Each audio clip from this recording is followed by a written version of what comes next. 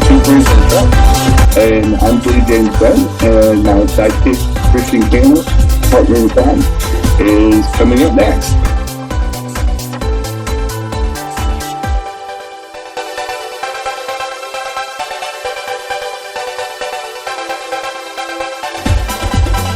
Hey everyone, I'm Jim's sidekick. Welcome to Two Queers in a Truck.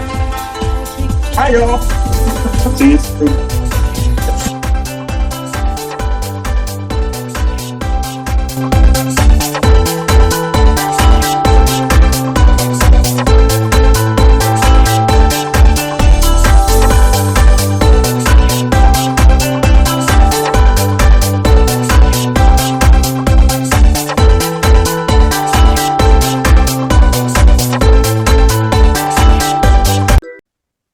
Good morning, everybody. It is Two Queers in a Truck time, and we're officially in the spring. It is March 18th, more or less. I mean, I think we're a few days technically from the spring equinox, but we'll call it good. Well, it's a couple days when it's been a couple years of broadcasting or so. But we are jumping right into it. So I'm going to set my little timer for our little segments, and away we go. A lot has happened since the last show, since the last recordings. And, it was, when I was scripting some of this out, I didn't even really know where to begin because, 2026 is going as fast, if not faster than 2025. Maybe the fates believe that we need to keep as busy mentally as possible. So Exactly. 2026 will go by as fast as we need it to be. So we can maybe reset Congress and I don't know, start to get this country turned back around before we become like the next Iran. But anyway, we are going down a pretty long road and have been for about 10 years. So much so, ironically, a lot of people have pointed out in the press how similar we are to where Iran was in the 1970s and even 80s, when religious extremists took over the country and deposed the Shah or the king of Iran. And Iran was very westernized, with educated women professors, so on and so forth. It was a very progressive country, especially in the part of the world that it was in, and very dramatically different after the Ayatollahs and the religious extremists had taken over the country and changed the direction. And so many refugees from that country, and now in the last couple of years, some startling changes in this country. In 2025 and 2026, since the first time since the Great Depression, more people have left this country than have come into this country. Not just people that have been deported, but people that have been leaving the country.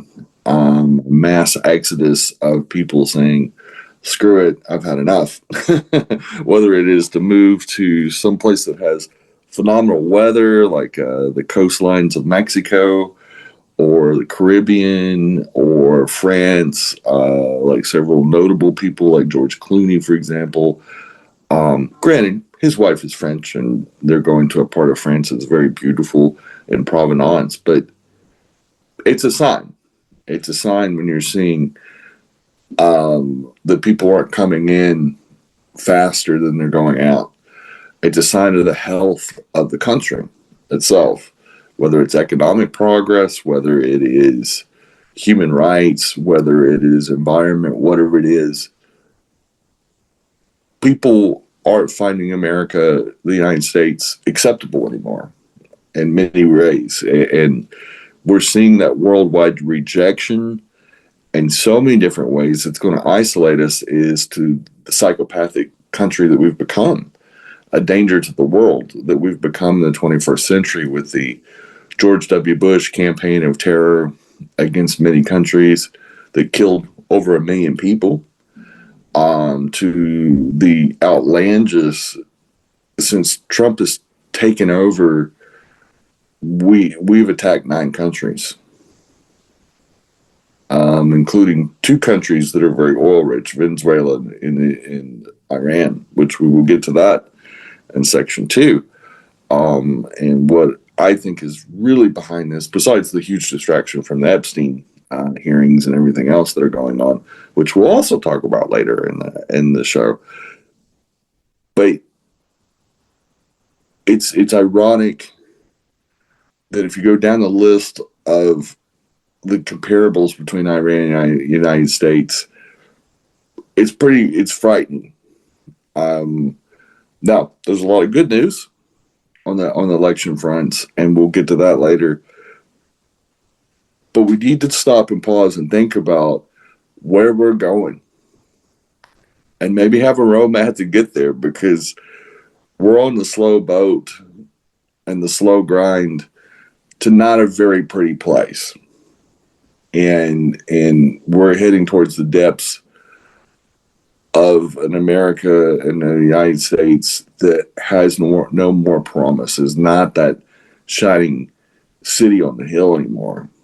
And the world looks at us differently than it did 10 years ago. And the 2021 coup and insurrection in Washington, D.C. was a sign of the overarching problem. And we are not addressing the problem and the elephant in the room. And that's scary. Just like in Iran in the 1970s, women have lost the majority of their rights. LGBT people are losing their rights. Pre-2016, pre-MAGA, our country was going in a very different direction. We were at the end of the Obama era. We were at the end of a very progressive growth era. We were winding down conflicts that we had started in the early 2000s. And there was a feeling of hope. And all of that's gone. So we need to keep reminding ourselves this as we go to the ballot boxes in 2026 and go, where were you in 2016 mentally? If you were alive, which the majority of our listeners, I'm assuming, are above 18. So you were alive at some level. Probably most of us were adults in 2016. But what were you thinking in 2016 and 2015? And how different is it now? Think about it. Go look at your memories. Go look at posts. Go look at vacations. If you wrote any thoughts in 2016 and 2015, what were your emotions then? What were your hopes and dreams then? And think about how you feel now. Because I've gone back recently and looked through picture albums I have on both of my devices. And I was a way different person for a lot of reasons in 2015 and 2016. But I could see hope in my face. And I don't know if we can bet on hope anymore. I think the door is closed. I think the audacity of hope of Obama's world that he created in this country, that door is closed. Now we're in full crisis. Do we have the gumption to save this country? That's the big question. That's the 2026 question. Do we have the audacity to save this country from religious nut jobs? And they are religious nut jobs. They're fanatically stupid. Even other Republicans are quitting on them. So that says a lot. But really, I wanted to call this section oil, oil, and oil. By taking control of Venezuela, and if we do take control of Iran's oil and take control of Iran, the United States, in those two moves, will control 31% of the marketable oil in the world today. And who would benefit from that? Well, Israel would be one. It's a petrostate. Saudi Arabia, that's got the presidency in its pocket with backroom deals with his son-in-law. Qatar, that happens to buy them planes and stuff like that. UAE, all these countries that have got Trump in their back pocket with severe investments, illegal investments into the presidency.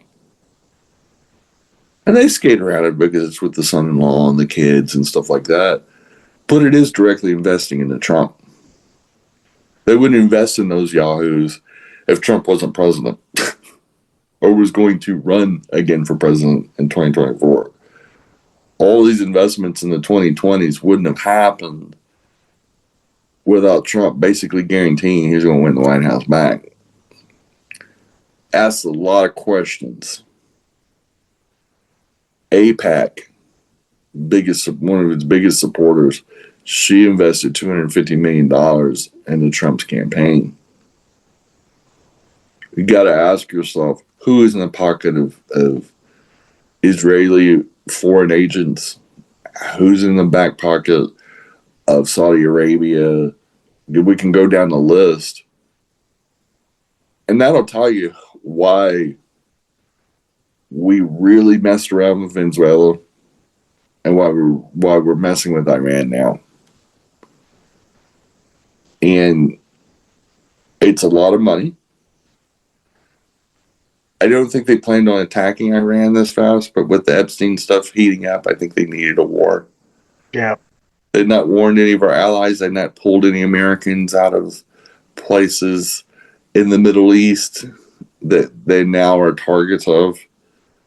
I think this was a very half-hocked way of going into war, because I know with other preemptive strikes, we pulled people out. We got people safe before we started this. At the beginning of the hostilities with Iran, our government said through the embassies, you're on your own. If you need to get out of the area you're in because you fear for your life, you got to find your own way. The embassies are going to be no help. They weren't ready, which means, because I know what the standard operating procedure is and these type of things, and none of it was followed. Meaning that branch of the government had no idea we were launching an attack until we launched the attack and they read it in the headlines. And these guys have bumbled through this pretty bad, which is, it's not shocking, because they are the stupidest people alive. And I'm talking about the current administration. The whole crew is stupid. But we'll be right back with some more Two Queers in the Truck right after these important messages. Hey, everybody. You can catch us on your favorite audio podcast platform, Spotify, and all Apple Store, the Google machine, and whoever else does podcasts. We're on there. We broke in, and we're staying. So enjoy the Two Queers in the Truck on your favorite audio podcast platform. Thanks for listening or watching. Bye-bye. Happy Pride.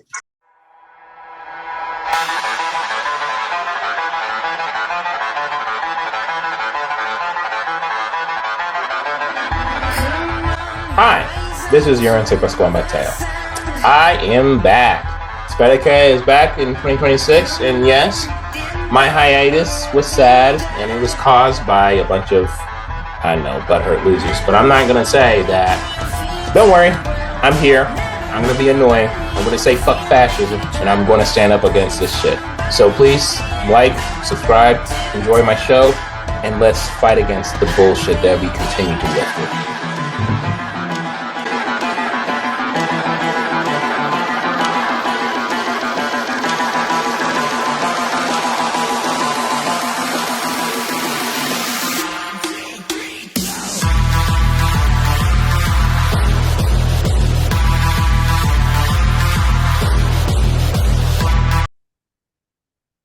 Hey everyone, thanks for watching the Two Queers in the Truck Show 2025 edition.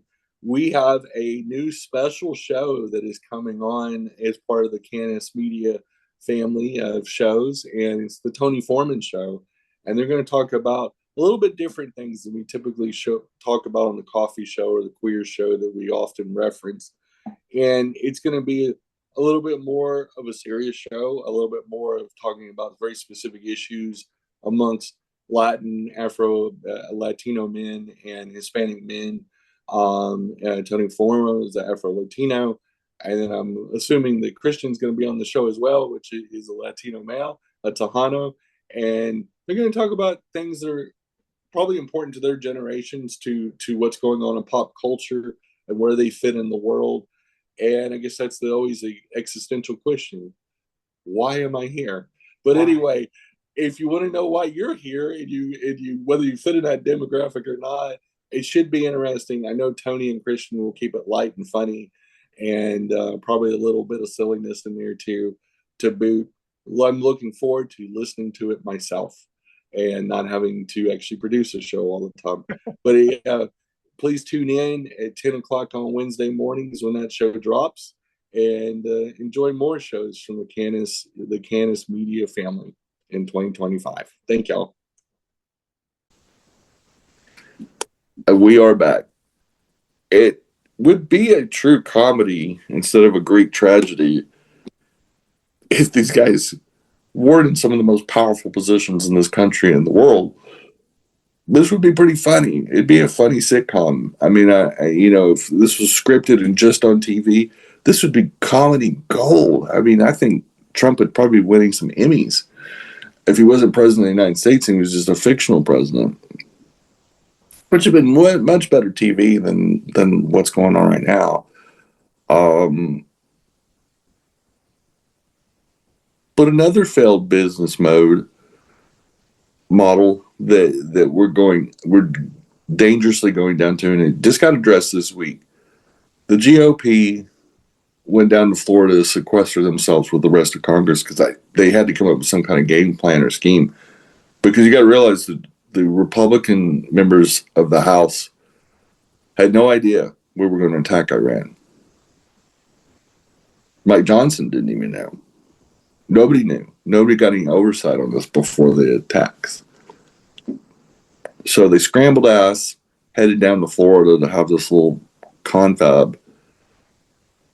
And they come back with a few things that they don't want to do, which is they don't want to get in nation building. They don't want to get into nation building with Iran. And Trump this week has said just the opposite, that we're going to rebuild Iran.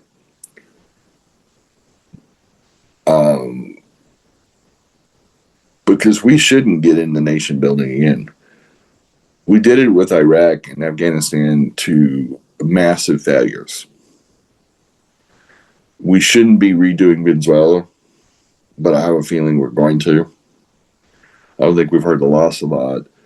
And we're going to make a massive multi-decade trillions of dollars wasted on Iran. And the reason being is these countries don't need our interference. And just like I started the show, where were you in 2016 mentally? Look at Afghanistan and Iraq. The whole region around Iraq and the suffering that everybody in that region is going through with ISIS and all the other problems. Look at Afghanistan. We took it from the Taliban and gave it back to the Taliban. We wasted 20 years of those people's lives. We literally went through 4 presidents during that time. And we made a massive amount of mistakes. The first mistakes we made was invading those countries that didn't attack us. And we're repeating this with Trump. Not to mention the whole, I'm not going to start any new wars or conflicts or anything like that. I'm the big president of peace, and he had his Peace Hall of Fame or whatever he likes to call it. This guy's delusional, in the year that he's created this board of peace or whatever the fuck he calls it this week. He's done anything but that as a president, especially this time around. And don't let him fool you. He bombed a lot of countries during his first term. He dropped more bombs on countries. in his first term than Obama did in 8 years. Don't be fooled. This guy is a warmonger, but he's a warmonger for money. All this crap is about money. And anything else, you're delusional. And he's a hired gun. And he's the puppet of many, many leaders around the world. If you bring him enough cash and maybe some shiny things to distract this overgrown, farting, wheezing man toddler, you too can own a president. Get the right sack of money and a harebrained scheme, he's probably going to do it. It's the same reason why the dog shooting Ice Barbie got fired. Because she was on the take too. They're uncovering all kinds of crap she did in the last year. The whole administration's nothing but a giant pirate ship. Because they're looking at the leader and going, well, he's doing it, why can't we? And they're approaching this government job, this failed business model called the United States government, is one big scam. Grab as long as you can because you don't know how long Trump's going to be around. Ironically, Iran's also said, hey, you came for our leader, we're going to come for yours. And I mean, I think it's going to be interesting over this year just really how many of these people scramble and do cash grabs knowing there's a good chance next year Congress is going to fall under Democratic control. And these guys are going to grab every dime they can. The reports of the Pentagon spending under Hedgehog, Pete Kegstand, is outrageous. Billions of dollars of frivolous spending by everybody concerned. Like they spent $10 million just on ribeyes. They just it's like a laundry list of Costco spending and outrageous shit, just all put into the Pentagon's budget. And it's going to be a wild report when that finally comes to light, which it probably won't come to light completely until next year, till there's a new Speaker of the House that's not a fucking masturbating buddy with his son, that isn't a Republican pedophile.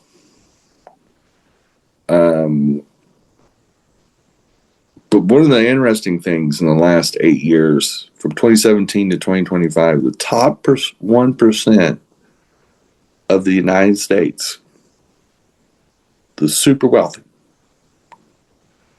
have got control of $55.8 trillion in assets. That's a 120% increase in 8 years.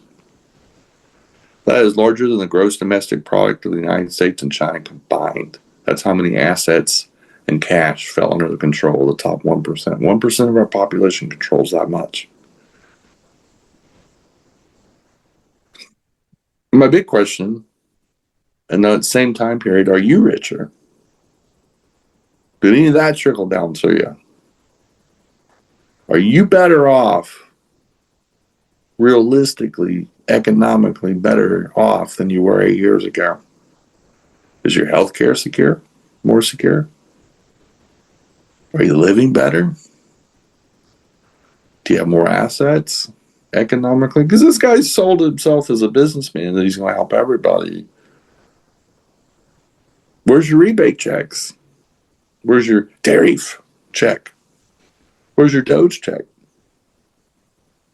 Oh, it's in the mail. Don't worry about it. Relax, guys. Money's on the way, right? Is Pete Kegstand is spending money like he's a rock star, a coked up rock star. The rich are getting richer. The MAGAs are getting stupider, and Americans are getting poorer, unless you're in the top 1%. Unless you're wealthy or very well off, you're suffering. You read about it every day. And the gap between the haves and the have-not has never been wider, which is a sign of a dictatorship or an oligarchy, whatever you want to call this sham of a government that we have. And it is a sham. Congress, SCOTUS, and the presidency literally shit the bed. But at least we got South Park. At least we got stuff to laugh at. Because what we got on our hands is a bumbling clown car. And we have to view it as that. We have to treat it as such. Or we have to triage this government. And I think we are. And we'll get into the, this month's primaries and what it's telling us. And a sliver of hope. And I don't want to get too optimistic because the real payday is going to be in November. And we got a lot of work to do to get there. But we are getting closer to starting to turn this around. And it's going to take a lot to turn this around. This ship has been heading the wrong direction for a decade. We've been screwed for a decade. And you don't change that, even though we had a kind of a reprieve for Biden, but we kind of didn't. We still were going in the wrong direction. Biden just lessened the blow a little bit. He had a lot to clean up in 2021 and 2022. And it was a miracle that he got as much done as he did. Truthfully, he ought to be getting all kinds of prizes and awards for what he did in those 4 years.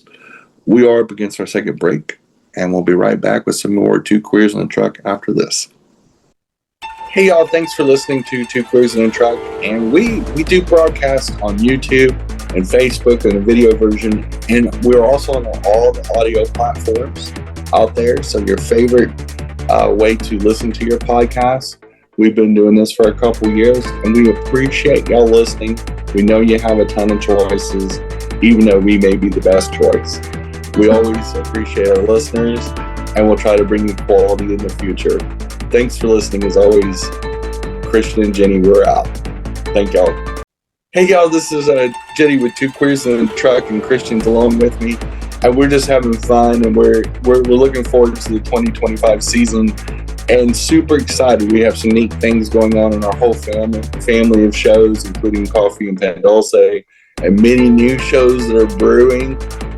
Get it, and we are excited for 2025 and all the chicanery and other things that comes with it. So happy New Year, and we'll see you on the flip side. Bye, y'all. Bye, y'all. Bye, boo. Bye, boo. And we are back. And here's the reality. Now, here's the election reality. And this is not bad news. This is the best news I've read in a long time. And this is the hard candy of this episode. So listen up. 4.4 million votes were cast last week. That is a higher number. That exceeds the primaries of 2024 and 2020 in the same time period. In the March primaries, the Super Tuesday, whatever you want to call it. And those were presidential election years. This is a midterm. And especially in heavy Latinx, Hispanic areas, record turnouts. Sometimes up to 60% more in certain counties, especially in South Texas and other places. What that says is that finally Americans are feeling enough pain and they're not sitting back, thinking we're fat and sassy and we're okay. Because in 2022, and especially in 2024, Americans got lazy. Democrats got extremely lazy. We slept on trans rights, women's rights, everybody's rights, human rights. We blew everything that we gained in 2018, 2020. We just gave it up. We lost everything. Because we're stupid. Democrats are stupid. Not as stupid as Republicans, but we can see they're stupid from here, where we're sitting. And how we turn around, we got to get busy. We got to get to work. We got to roll up our sleeves and do what we did in 2018 and 2020. But we got to maintain it. Y'all, stop quitting. Democracy is an evolutionary process. It's not a, hey, we're here, we're at the top of the mountain. Freedom is a constant struggle, just like the book said. Freedom's a novel idea. And for a lot of people around the world, including the United States, it's a brand new idea. Like last few decades at best. Think about the struggles that people of color have had in this country. Just Black Americans alone. They were only getting rights until the 1960s. Within many of our lifetimes. And we didn't really even see that emerge until the 70s through the 90s. Women the same way. Women were just getting control of their financial independence from men in the 1970s. Many of us were alive in the 1970s. Women couldn't have their own credit cards or checking accounts until like 1974. I was 5 years old. That happened in my lifetime. You know, like this is not hard-fought, long-standing human and civil rights. Stonewall just happened in 1969. You know, like this stuff happened in the 50s and 60s since World War II. When World War II vets came back and had a bunch of kids and looked around and said, this isn't good. We fought overseas with our neighbors, and our neighbors look different. But we don't need to continue oppression here when we fought against oppression over there. And now current Americans are just going, democracy, no big deal. And the saddest two generations, the youngest two in this country, it's their fault. They're currently the biggest adult generations, millennials and Gen Z. And literally, they've done nothing to turn this around. Yes, if you're a millennial or a Gen Z, I'm looking at you. Baby boomers are going away. Gen X is the smallest generation of the four oldest generations in the United States. Y'all are all of voting age. Y'all need to get to work. You need to pull thy heads out of thy ass and stop this shit. And y'all can do it. Y'all outnumber Gen X and the baby boomers 2-1 or 3-1. If you guys want younger, more effective, more progressive leaders, all you got to do is get registered and get your asses out there. Vote. That's all there is to it. If there's a mass movement amongst y'all's generation, there is not a fucking thing the older two generations can do. Overwhelm the ballot boxes this fall. Leave no doubt. Keep this trend going. And you'll get a different America. You will force this country to wake up. Y'all can. Just like the baby boomer generation forced their values and ideas. Every president from Clinton on has been a baby boomer. Think about it, y'all. Y'all could dictate. You should be dictating all elections, from local to the presidency, nationwide, all the time. The United States has a very young average age population, unlike China. We could be sitting back as spectators. Gen X, the little tiny generation that could, but kind of never did. We're looking at you going, it's time. It's time for y'all to become the captains of the ship. It's past time. Millennials did it a little bit with Obama and just kind of fell asleep since then. And Gen Z hasn't done anything. No offense. Gen Z has done nothing. You guys are as useless as a rubber crutch. And I'm doing a call out because it's early enough in the election cycle. It's far enough away from November that if you guys took this serious, don't just sit here and bitch. Bitching does no good. Grab your friends, grab your dog's friends, grab everybody you know, and if they're not registered, hold their feet to the fire till they get registered. Have voter registration parties at your house. Do whatever it takes, to get people involved. And then this fall, get people out to vote. Because most states have a 3 or 4 week early voting period. And nurtured democracy while we still have it. Take this serious, guys. We don't need to end up like Iran. Not permanently. We're there now, but we don't want this to be this forever. And Iran's playing this smart. This last minute of the show, they're hitting out nothing but commercial targets for the most part.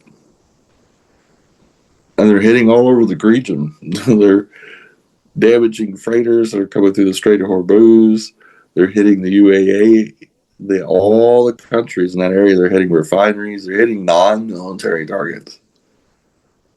Iran's best play, and I've already said this at the beginning of the war, and I'm going to say it now on air, Iran could hold out like North Vietnam did. They've been preparing for an invasion of Iran by the United States for a long, long time. They knew this day whenever they stopped bombing Iraq and Afghanistan and Libya and all these other countries. They knew eventually the United States would start aiming for them, and they've been building their infrastructure and their contingencies for a long time, for probably 10 to 20 years. And they have executed a strategic plan that is putting world pressure on Israel and the United States to stop. Iran's not asking for a ceasefire. Their foreign minister and their new leader have both said, we want to see this to the end. We're not going to negotiate. Lose or win. Iran's sticking it out to the bitter end. Can the United States and Israel do the same? And that's going to be the hard candy of this war. And they're doing the exact same thing that Vietnam is doing. They'll wear us down and put world pressure on us in so many different ways. We ain't ready for it. And with the most incompetent and stupidest president in American history, in the year of our 250th birthday, we might be fucked. But probably in a good way. I think it'll teach us a lesson. And I think Iran's about to serve Trump up the biggest shit sandwich of his life. And it's going to be pretty funny when it happens. But that's all we have for this week. Keep hope. Get out there and vote. Get out there and participate. If you haven't participated in the primaries, please do so. Get out there. Get involved. I don't care who you want to vote for. Just get out there and be heard. Don't let them silence you. Don't let them let you give up. Don't give up. It's a wrong time to do it. It's always darkest before the dawn. Don't ever forget that. Love y'all. Thanks for watching as always. And we'll see you next week. Bye, y'all. Bye, babe. Hey, y'all. Thanks for watching Two Queers on Truck, and happy spring. It is Easter time in the air and so much more. Many places are warming up, and I'm getting summer and spring fever with this time change. I absolutely love it. But more importantly, get involved. This is a midterm election year. Get your friends involved, get your social circles involved, and even listening to this show. If you need to, I'll give you the pep talk, and Christian will give you the pep talk every week. And we'll give you all kinds of free, unsolicited advice if you need to. That's right. Like a nice gay uncle and a nice gay aunt. We'll help you out. Well, we love y'all. Thanks for listening as always. And we'll see you next week. Bye, y'all. Bye, boo. Bye, y'all. Bye, boo.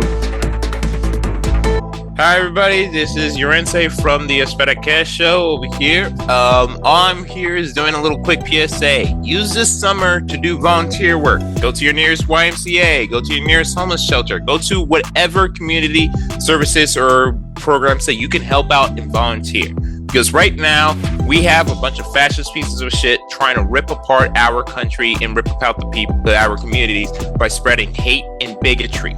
The best way to combat it is, one, working in your community and standing strong to show that you are strong and you're here to help out others. Two, combat misinformation. If you hear bullshit, first research and make sure if it's true or not. If it is not true, call it out. If it is true, get the facts. Be knowledgeable of it, because it might come out later. So always stand against that. And three, fuck fascists. Stand against them. Make them feel uncomfortable. There is too many people out there feeling like they can say the hard R or say slurs or be violent. Make them understand that a lot of people die to make sure this hatred and bigotry does not exist. All our civil rights workers, all the people who restored normity, everybody who fought against intolerance and hatred, they died and worked their asses off to stop this. So follow in their footsteps and stop this madness. This is Yorense again from Espera Que, and all I can say is be there for your community and stand up for what's right. Fuck fascism and have a wonderful day.